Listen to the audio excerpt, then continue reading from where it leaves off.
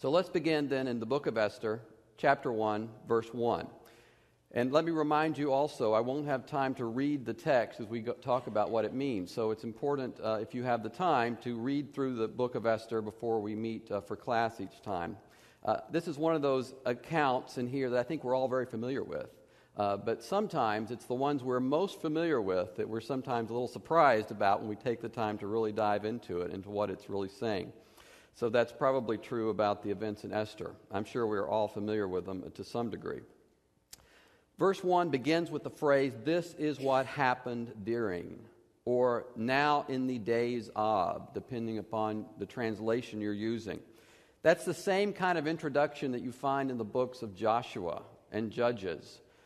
Those who argue this book is not historical, as we talked about in the introduction, they have to admit this book presents itself as history. It starts off with the exact same phrase that we see in the books of history. And they also have to explain why their reasoning as to Esther, that it's not history, wouldn't also apply to Joshua and Judges. It begins the same way, they present themselves the same way. Ahasuerus is the Hebrew form of the Persian king called Xerxes. That's what I'll usually call him, Xerxes, even though the translations very often use the Hebrew form of his name. We saw him briefly in Ezra chapter 4, verse 6, very briefly. He reigned from 486 to 465. His father was Darius the Great. And he inherited from Darius a great Persian empire, extending from India to Ethiopia, which is what verse 1 tells us, and history also confirms that. That was the largest empire known up until that time, and that's what Xerxes inherited from his father. Susa had been the capital of ancient Elam, and that's where the events are going to take place here in the book of Esther. If you have your handout, you'll see the ruins of Susa, which you can go visit today, if you're brave enough to venture into Turkey, that is. But it is still there and can be visited. The very places where these events are occurring, the very buildings, the foundations of the palace and the banquet hall that we're looking at here, you can go see today. Darius rebuilt it and used it as his main residence until he moved to Persepolis. Xerxes also used it as a main residence. Daniel had a vision at Susa in Daniel chapter 8. Nehemiah served in Susa as the cupbearer to Xerxes' son, Artaxerxes, in Nehemiah 1 verse 1. Xerxes ascended to the throne at the age of 32. The third year of his reign, which we see here as the time, would have been 3 years before his famous expedition to Greece that we talked about in the introduction. That expedition to Greece is not mentioned in the book of Esther, but it's an undercurrent throughout the book of Esther, and we're going to see that as we study these events. It's running underneath the surface of this book. The rulers would use a banquet to show their greatness and to repay their friends. Herodotus describes banquets with as many as 15,000 guests. Another had 70,000 guests. So these were big events. If you go to the Louvre Museum in Paris today, they have a room devoted to things that have been recovered from Susa. And one of the things you'll see at the Louvre is a huge colored mosaic that was up on the wall. And that mosaic was up on the wall at the time these events were taking place. That's a mosaic that Esther and the King Xerxes would have seen as they were in the palace at the time these events are taking place. And you can visit that in the Louvre Museum. Verses 4 through 8 tell us about the splendor of this king. Persia's wealth and magnificence dazzled even Alexander the Great. When more than a century later he entered this palace at Susa and found 1,200 tons of gold and silver bullion and 270 tons of gold coins. And in fact, if you look at your handout, you'll see the treasury, the foundations of the treasury. That's where that was all stored and where Alexander the Great found that. The same critics who complain about the things we talked about in the introduction also complain about the 180-day banquet in verse 4. They say, well, no feast would have lasted 180 days. But the language doesn't say the feast lasted that long, does it? More likely, Xerxes had some kind of a public exhibition that lasted half a year. When we get around to the feast, verse 5 tells us it lasted only 7 days. This may have also been a time of planning for that Greek expedition that I just mentioned. Xerxes was about to march into Greece and try to conquer Greece, and this was a time of planning for that. It would have come at the perfect time for a great war council that Herodotus tells us about in 483. I think that was what we're seeing here.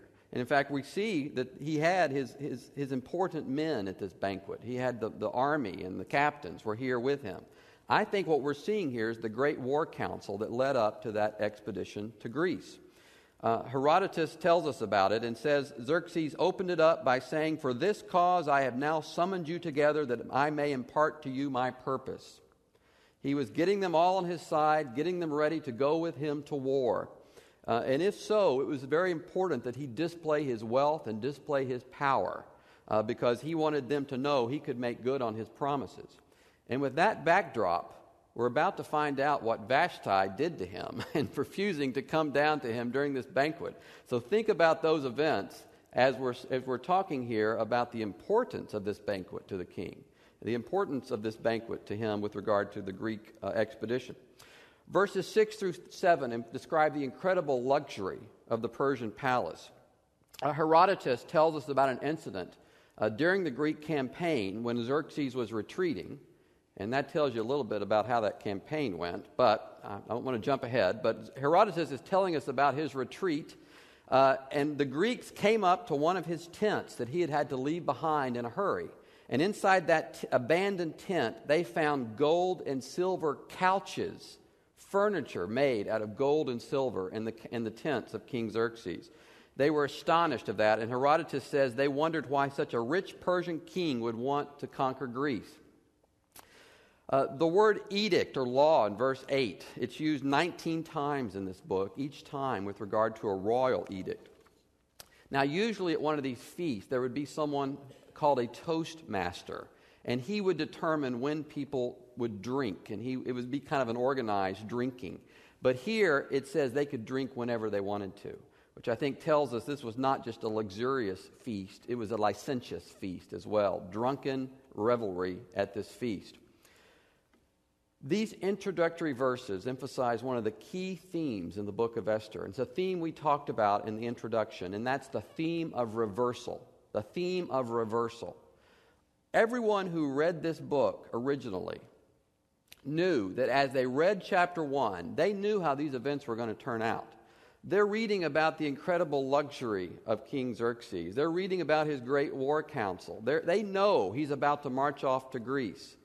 And they know that would be a dismal failure, that he would come back with his treasury depleted, and he would come back with his power depleted. They know that as they read chapter 1. So already in their mind is going the theme of reversal, because they know Xerxes is going to have a huge reversal in his life.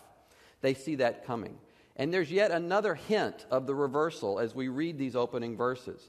The elaborate description of this foreign palace is unusual in the Bible. In fact, the only description of a temple that receives similar treatment is of a place that receives similar treatment is the temple at Jerusalem, which we know God goes into great detail to describe its beauty and its splendor. And you have to wonder if the author is not in a very subtle way saying, look, Jews, you were over here and you had a beautiful, splendorous temple, and now you're over here, and that splendor has come to Persia. And you yourself have had a great reversal, haven't you? Because you have stepped down. True, the temple had been rebuilt by this time, but as we've already said, it was rebuilt on much less a grand scale. So I think there's yet another subtle hint of a reversal that we see just in these opening verses. And we're going to see reversals throughout the book of Esther. Verse 9 tells us about the queen's banquet. And the fact that she gives one tells us she had liberty to make such decisions and to take such actions. And we're going to later see Queen Esther has similar powers. Herodotus tells us that the name of Xerxes' queen was Amestris. And many point to that as a historical discrepancy. But we've already talked about that a little bit. I think it's a possibility that this is Amestris, and she just had two different names. We're about to see that Esther herself has two different names in this book. Also, Vashti means sweetheart. So some suggest that it may have just been an epithet that the king used when talking about Queen Amestris. It is known that Amestris was the mother of the next king, Artaxerxes I. And in fact, she served as the queen mother. So in fact, if she was the queen mother during her son's reign, she came back onto the scene after being exiled by her husband, Xerxes. One reason Herodotus only mentions her may be that Herodotus really is only interested in those queens that bore successors to the throne, and we see that in other examples. Esther apparently did not, so that may be one reason why he did not mention Esther. Verses 10 through 12 describe a command from the king, and they describe the queen's denial of that command. Verse 4 tells us that Xerxes wanted to display his splendor and his glory. We've already talked about why he wanted to do that. It was very important to him. And the beautiful Queen Vashti, appearing with her royal crown, would have been a living trophy of that splendor and that glory, and that's why he wanted her to come. Why did he send 7 eunuchs to go and get her? Well, I think the eunuch part is self-explanatory. Why 7? Well, some suggest it may have taken 7 to carry her down on her royal litter. She probably wouldn't have just walked in. She would have been carried in on this royal litter. In any event, they're mentioned here by name, which I think also attests to the historical nature of this text. Herodotus tells us something very interesting about alcohol, about drinking in this Persian time. Persian kings drank alcohol when they were deliberating matters of state. Herodotus says, "It is the Persians' custom to deliberate about the gravest matters when they are drunk, and what they approve in their councils is proposed to them the next day by the master of the house where they deliberate. When they are now sober, and if being sober they still approve it, they act thereon. But if not, they cast it aside. And when they have taken counsel about a matter when sober, they decide upon it when they are drunk." The ancients believed intoxication kind of put them in touch with the spiritual world. And if Herodotus is correct here, then this drinking would have been an essential element of Xerxes' war council. And yet another historical fact confirmed in the book of Esther, isn't it? A key event in the book of Esther occurs in verse 12. Queen Vashti refuses to come down to Xerxes, the most powerful man on earth at this time, and she refuses. Why? The rabbi said it was because the king wanted her to appear before him naked, wearing only the royal crown, but the text doesn't say that. We do know, however, that coming to show herself to these royal princes and these army people would have caused her to come unveiled, and that would have meant doing so before a large crowd of drunken men. So that's another possibility. That's another possibility why she refused. Another possibility may just be the providence of God. We know it's very important to God's plan that Queen Vashti exit the stage. And so for whatever reason, she does not come down. In any event, it was a courageous act on her part. Some might say foolhardy, but it was courageous, and she paid the price for that courage. She defied her king and her husband by refusing to shame herself in public, which is what I think most commentators agree was the reason here. She was willing to give up her status, give up her power in order to do what was right, remembering that she was a pagan. She's not Jewish, she's Persian. But we're going to see Queen Esther making a similar courageous stand later in chapter 5. We do, though, have another very subtle message here in this account. This all-powerful, mighty king was not in charge. He was not getting his way. Instead, rightness was in charge because she was refusing to come down to this drunken feast. So we're already seeing a very important question asked here in Esther. Who is really in charge? And who should be obeyed? And at what cost? We're already seeing those questions asked here. These verses are doing more than just providing an explanation for why Esther is going to come onto the scene. These verses are showing us glimpses of the central themes in the book of Esther. Verse 12 tells us that King Xerxes became enraged, and we can picture that. One reason for his great wrath was no doubt the refusal had occurred in front of his nobles and in front of his generals. He was trying to impress these people about his great power. He wanted to lead them to war against Greece, and he could not even get his own wife to obey him here in the opening chapter. What we see here is the inner weakness of this king already. Although outwardly very powerful, he's already having trouble here in chapter 1. One reason Vashti's decision took such courage was that she no doubt knew what kind of man Xerxes was. She knew him, and yet she still made this refusal. History records a number of events attesting to Xerxes' instability. Perhaps the strangest of all was his punishment of the ocean. That strange event is described in the following text I will read to you from a 1913 history book I found. Darius was succeeded by his son Xerxes, under whom the war with Greece was carried to a disastrous climax. Xerxes was accounted the handsomest man of his time, but proved also the most feeble.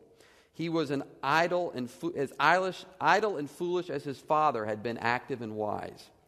Inexperienced in warfare, Xerxes planned an expedition of numbers so vast that he expected them completely to overwhelm the rebellious Greeks.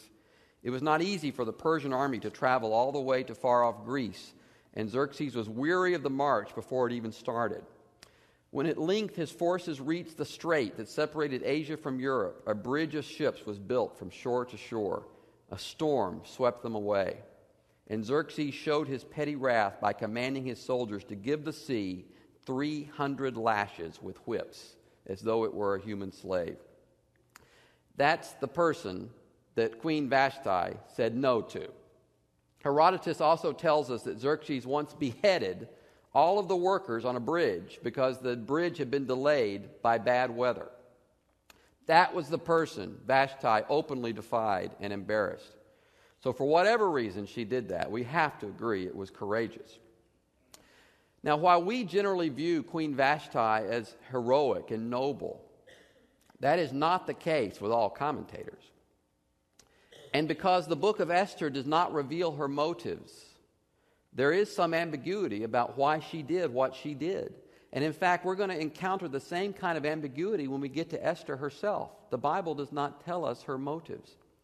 Many ancient and Jewish Christians both villainized Vashti as a wicked and rebellious woman for refusing to obey her husband. Even Martin Luther used Vashti as a negative example when he wrote about divorce, at one point urging husbands in some situations to, quote, take an Esther and let Vashti go, close quote. But verse 10 to me seems to be the key verse here, because it suggests that Vashti's refusal had something to do with the king's drunkenness. And if we start from that premise, I think we conclude that Vashti was doing something right here by refusing to go down to that drunken feast. One other possibility I saw is that if you put the dates together of when Artaxerxes was born, her son, the next king, it's very possible that and if this was Amestris, if Vashti was the same as Amestris, and if Artaxerxes then was her son, she could have been in the late stages of pregnancy when this occurred. That's another possibility. One reason Esther is such an incredibly interesting book is that it does not tell us, in many cases, why the people involved did the things they did. It doesn't tell us what was going through their minds. It leaves that for us to determine based upon how we're seeing them act and how we see them, what we see them do. We're invited to reach our own conclusions. And while most of us view Vashti and even Esther in a positive light, others do not. And we'll see that with Esther when we get to her in a moment. The Greeks came along much later and rewrote this book. When they translated it, they also just added a bunch of stuff. And the Greeks added in what the people were thinking or what they thought they were thinking. You know, we've already talked about how God's name is absent in this book. Well, not when the Greeks got through with it. They put it in. They completely rewrote the book of Esther. And it suffered in that attempt to rewrite it and add in. It's intentional that the author has not told us that. He's inviting us to look into the account, look at their actions, and determine what was going through their minds. Verses 13 through 15, the king discusses what had happened. He discusses this with his counselors. It was customary for a Persian king to have these counselors. It was also customary to have them killed when they told him things he didn't want to hear, as Darius II and Cambyses did with their counselors. In verse 15, the king asked them what he should do. Ezra 7, verse 14, also speaks of the king's 7 counselors. Herodotus confirms the king had 7 counselors. These counselors could come into his presence unannounced, uninvited. These 7 could do that. Verse 13 says they knew the times. That means they used astrology. That means they used divination. That's what that idiom means. They knew the times. Verses 16 through 18 describe the seriousness of Vashti's offense in their eyes and in the eyes of the king. Memucan, one of the advisors, explains that this wasn't just an offense against you, King Xerxes. This was an offense against all husbands, because they're going to hear about what the king did, and suddenly all of our wives are going to be acting in this rebellious way. And this was actually very clever on Memucan's part, because what did this do? This gave the king an opportunity to react, but not out of personal animosity, not out of personal capriciousness. When he acted, he was acting as if, I'm doing this for all the other husbands in the realm. That's why I'm going to banish Vashti. It's not like I'm just a petty tyrant. I'm doing it for all the others. And that Memucan's, what he said to the king, allowed the king to make that decision. So it was actually very clever. Verses 19 through 22 describe the queen's punishment and the king's decree. For her punishment, she would lose her royal position and never be allowed to come before the king again. Verse 19 says that in her place we would put someone who is better than she. A little foreshadowing there of what was to come. Notice for the first time in this book, Queen Vashti is referred to simply as Vashti in verse 19. She has experienced a reversal. The irrevocability of the king's command. We see that in verse 19. We're going to see it later in this book. We also see it in Daniel, where Cyrus's governor was manipulated into issuing an irrevocable decree that no one pray to God. And we remember how that turned out. Now, many critics complain that there is no extra-biblical evidence for such irrevocable decrees. And in fact, they also say it's hard to imagine a legal system which does not allow for emendation of its laws, and we can't find it anywhere. Okay, well, the first thing I would have to add is it that hard for us to conceive of this situation that it's impossible or maybe even difficult to repeal a law? I mean, we see that in our own headlines. Also, we've already seen here, an account in Ezra that showed us that if the law is worded correctly, it can be changed. Remember the law we talked about that said you can't rebuild right now, but he said, I might change my mind later. If I change my mind, you can. And that little section in Ezra we talked about was very important because that's what allowed them to come back. So if a law was written correctly, it could be changed. So perhaps this irrevocability was only a problem with hastily created laws. And we see that here, right? This one was hastily created. We see that in Daniel that was hastily created. So that may have been why it wasn't an issue that Herodotus really heard about, because it didn't come up that often. And is it really that hard for us to imagine a hastily created law that is difficult or impossible to repeal? Healthcare, anybody? I mean, we see it around us. It's not that hard to imagine. The command in verse 22 is curious. That every man be master in his own household and speak according to the language of his people. The traditional view is that the king ordered everyone to speak only their father's native language in their house as part of this decree, which some have argued is kind of an odd decree for the Persian king. Why would he do that? Now, the New International Version, and those of you who've been in my classes know I'm not a big fan of that particular version, it solves the problem by just rewriting the verse. It just rewrites it and says, proclaiming in each people's tongue that every man should be ruler over his own household. That's not what the verse says. That's not what it says. So I don't think we should just start rewriting it when we have a difficulty, as the NIV does, not just there, but many times. The most likely reason for the edict is that the use of the man's language in his own home was a sign of his leadership in that home. He was using his own language in the home. And doesn't that fit the context here well? Why is this edict being sent out? Because the king was worried that all the other wives would act like Vashti did. So as part of the edict, he says, okay, in your home, you're going to speak the husband's language in your home. It's a sign of his leadership. And I think that's why this was included. It's ironic, though, isn't it, when we look here? By accepting this advice, the king ended up publicizing his embarrassing plight to the entire empire. After this was over, everybody knew about what had happened to the king. Afraid that all the women in the empire would hear about what Vashti had done, he ends up assuring that all of the women in the empire would hear about what Queen Vashti had done. He publicizes it to everybody. They all heard about it. As we've already noted, Esther is one of the funniest books in the Bible. And we see here, I think, kind of a humorous scene about the king Xerxes wanting to, being embarrassed and ending up publicizing it to the entire empire. Yes, there is humor in the Bible. Anyone that thinks otherwise just hasn't spent much time with the Bible. There's humor in the Bible. But is humor appropriate in a book that deals with the near genocide of God's people? Well, keep in mind when this book was written. Anyone picking up this book and reading it already knew how it turned out. They already knew it had a happy ending. So, yes, I think it was appropriate, certainly from that standpoint. Another possibility may have been what Byron said, if I laugh at any mortal thing, it's so I may not weep, because that's another possibility. But for whatever reason, there is humor throughout the book of Esther. And I think we see it here also. At the end of chapter 1, where are we? Queen Vashti has courageously exited the scene. She has prepared the way for one to replace her, and perhaps even exceed that courage. Does the Bible denigrate women, as some argue? Hardly. No religion has done more for the status of women than Christianity and the Judaism that preceded it. No religion. Just look around the world today at, for instance, the Muslim religions and how they treat women, and compare. Esther chapter 2, verses 1 through 4. The phrase "after these things" in verse 1 doesn't tell us how much more later it was that these events occurred.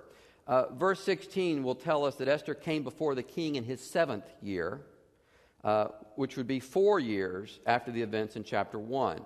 Well, what happened in between the 4th year and the 7th year? The disastrous Greek campaign. We've skipped right over it. We skipped right over it here. It happened in between. Anybody reading this book originally would have known that. They would have known what had happened in between. That loss depleted the king's treasuries, and we're going to see an appeal to his greed here in a moment. That loss discredited him in the eyes of his subjects, and we're going to see an assassination attempt in just a moment. That's what's going on in the background, that disastrous Greek campaign. It seems from verse 1 that the king regretted his decision against Queen Vashti, but it had been irrevocable. So that's why we see the search for the replacement. On the surface, this search sounds like a beauty contest, but for the women involved, it would not have been a pleasant experience at all. They would have been uprooted from their homes and taken to live in the king's harem. A Persian king could have had any woman he wanted, and history tells us about the suffering that caused. Herodotus also reports that 500 young boys were taken each year and castrated to serve as eunuchs in the Persian court. According to Herodotus, Persian kings found their wives from among the most noble families, and also their wives among the families of their 7 closest advisors. That was what they normally did. You have to wonder if maybe that's why those 7 closest advisors were so concerned about getting Queen Vashti off the scene, because they thought maybe one of their relatives might be the next queen. It's a possibility. But Plutarch tells us that sometimes the Persian kings would go outside those groups to find their wives. And as we're about to see, that's what Xerxes is about to do also. Verses 5 through 9. Of the 16 people mentioned by name in chapter 1, only King Xerxes remains to be mentioned by name. The Jews are mentioned for the first time in verse 5. And it's interesting that they are spoken of in the third person when they're mentioned. One commentator suggests the author was a Jew, but he may have written as if he were not a Jew. He may have written this as a Persian court chronicle, as if it were written by a Persian. For whatever reason, the Jews are introduced as that other group over there. The phrase who had been carried away from Jerusalem among the captives, carried away with Jeconiah, the king whom Nebuchadnezzar, king of Babylon, had carried away. That phrase can either refer back to Mordecai or to Kish, carried away. If it referred to Mordecai, it would mean Mordecai was 120 years old. So I think it has to refer to his grandfather, Kish. Kish had been carried away when Nebuchadnezzar destroyed Jerusalem. The author is very clearly associating Mordecai with another Benjamite who also had a relative named Kish. That's King Saul. He's associating Mordecai with King Saul. And we're going to see why that's so important when we meet Haman, the villain. Because Haman comes from a very distinct group of people that had something to do with King Saul when we get there. So keep that in mind. In verse 7, we finally meet Esther. Mordecai had adopted her after her parents had died. She was his cousin. Esther is the only person in the book who we're told had two names. And it was not uncommon for Jews to have two names, one a Jewish name and one the name from the place where they'd been taken. Hadassah means myrtle. Esther could either mean the Persian word for star, or it could come from the goddess Ishtar, goddess of love and war. Perhaps by mentioning both names, the author is stressing that she's going to have two identities. She's going to be torn between these two identities. Is she the Persian queen, or is she the Jewish daughter? We'll see. Commentators differ about how many women were brought before the king. Josephus says there were 400. The phrase Esther also was taken. This author is so careful not to let us in on what she's thinking. We see the passive tense there. Was she taken against her will? Was she reluctant to be taken? Was she looking forward? We don't know. We do know, though, that the same passive voice is used in chapter 2, verse 6 to describe the captives who were taken from Jerusalem. We certainly know how they felt about that. So that may be a clue as to how Esther felt. But the passive voice is used throughout Esther, in a sense to show us that these people are being propelled along by things outside their control. The passive voice is used here. But there's a strong note of irony, perhaps even humor again in verse 9. The man who was pleased by Esther, whose favor she won, was Haggai, the eunuch. As one commentator wrote, Esther's beauty was overwhelming even to a eunuch. Some wonder why Esther did not protest against eating the unclean food, as Daniel did. And although the text gives us no answer, we're going to see the bigger reason why in a moment, and that was she was instructed not to disclose her identity. Verses 10 through 14. We're not told why Mordecai told Esther not to conceal her identity. We're not told why, even though it would almost certainly have caused her to compromise her fidelity to the law. She would have to do things that she otherwise would not have done because that would have given away her identity. Some suggest it may have been because she would have had no chance of becoming queen had her identity been known. But does that then mean that Mordecai was acting out of ambition? Perhaps Mordecai knew, or maybe he was made to know, that Esther as queen would be in a much better position to help her people, and that she would not become queen unless she concealed her identity. So maybe we see again the providence of God acting here. Another possibility is that it might have been very dangerous to her to reveal her identity. We see anti-Semitism in this book on a grand scale. Haman is about to be insulted by one Jew. And what does he do? He's going to try to wipe out the entire Jewish race. That's anti-Semitism on a grand scale. So perhaps Esther had a good reason at this point to conceal her identity. Mordecai checked on her every day. He was very concerned about Esther. Verses 12 through 14 reveal the process by which the girls would be presented to the king. Apparently, most of them would spend only a single night with the king. And after that, they would move into the harem, as a concubine. There was no guarantee the king would ever call them again, which would mean they would spend the rest of their lives there in that harem. As one commentator described it, perpetual widowhood. After one night with the king, most of them would live the rest of their lives secluded in that harem. The author is showing us here that the odds are stacked against Esther. She's not a Persian, she's a Jew. She's hiding her identity. And That's odds stacked against her right there. But then the odds were stacked against all of them, right? Because the odds were that they would be called one time and then never see the king again. The odds are stacked against them. What will happen, though? How could such a marginalized person in a hostile world ever make a difference for God? Only by a great reversal. We're going to see that. Verses 15 through 18. We need to pause here and consider a very important question we've only hinted at so far a little bit. And that is Esther portrayed here as a positive example or a negative example? For many, the question itself is surprising, isn't it? Is there any doubt that Esther is a positive role model here? Well, yes, there is some doubt, at least by some. And remember, the author has carefully concealed what Esther was thinking. He's concealed her motivations from us. We see her actions, but we're not told why she did that. And she does seem to rise to her high position differently than Daniel did, doesn't she? Daniel rose up by his constant obedience to the law. Do we really see that here with Esther? Here's what one modern commentator said on this issue. How would you use this episode from Esther's life to teach virtue to your teenage daughter? What message would she get?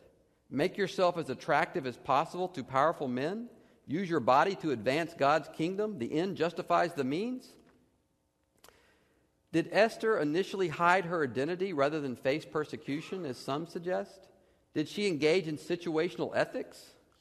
We know she's about to take a very courageous stand. We know that. But is she being courageous here as well? Here's one very harsh quote from a 15th century Jewish commentator.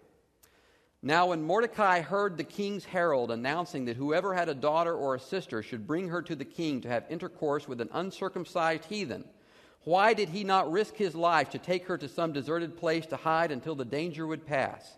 He should have been killed rather than submit to such an act. Why did Mordecai not keep righteous Esther from idol worship? Why was he not more careful? Where was his righteousness, his piety, his valor? Esther, too, should by right have tried to commit suicide before allowing herself to have intercourse with Xerxes. The author of Esther makes no attempt to vindicate her. He doesn't explain extenuating circumstances. He doesn't report that she's secretly operating under God's special command. He doesn't tell us these things. Now, later Greek versions, I told you they added stuff to the text. They add all of that in. And if you read one of the Greek versions, you'll see that Esther had made to announce at some point, I abhor the bed of the uncircumcised. That's in the Greek version. That's not in the Bible version. That's not in the true version. The reader is left to decide. Is Esther wholly righteous? Is she maybe partly righteous, mainly righteous? Although we're not without clues, the Bible does not answer that question, either here or elsewhere. You will look in vain for Esther's name among the roll call of faith in Hebrews chapter 11. It's not there.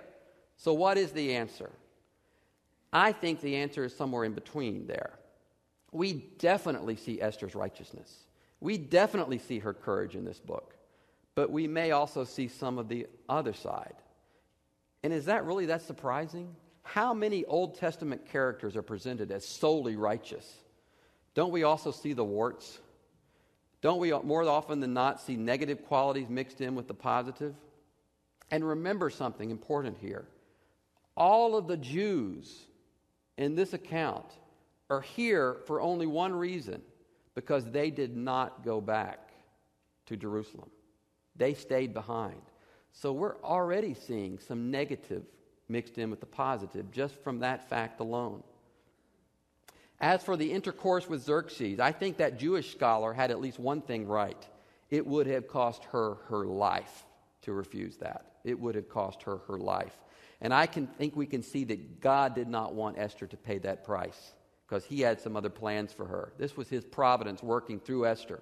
The ultimate answer to the question of Esther's character is to see the providence of God working through her. Whether righteous or not, God was able to use her to advance his plans.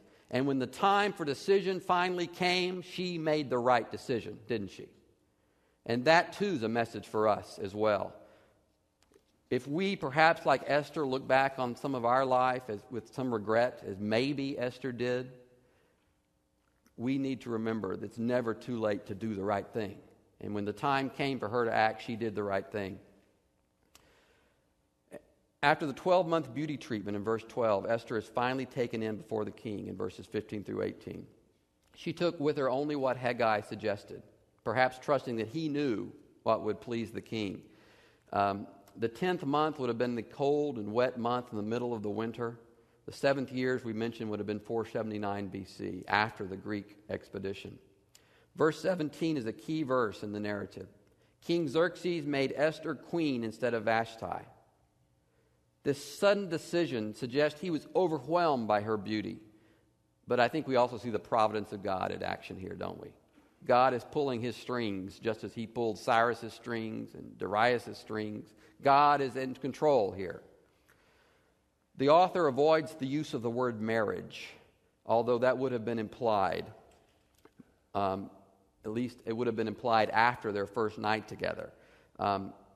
It's interesting to note that Jewish Esther married Gentile Xerxes, and this was taking place at the very same time that Nehemiah and Ezra, as we'll see soon, are preaching against intermarriage.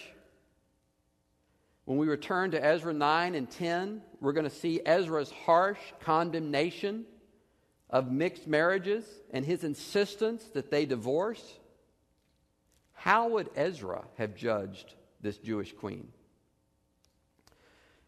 What was Esther thinking about all this? We don't know. Had she been swept off her feet by the attention of this all-powerful ruler? Or was she wondering why God had allowed such a horrible thing to happen to her? We're not told. To celebrate, the king gave a great feast, and he granted a remission of taxes, which no doubt caused the people to love Esther as much as he now did. It's a very timely remission as we sit here, as we're studying here the day before tax day. It's interesting to note how often the people of God in the Old Testament found themselves in the royal courts. Joseph, Moses, Daniel, Esther.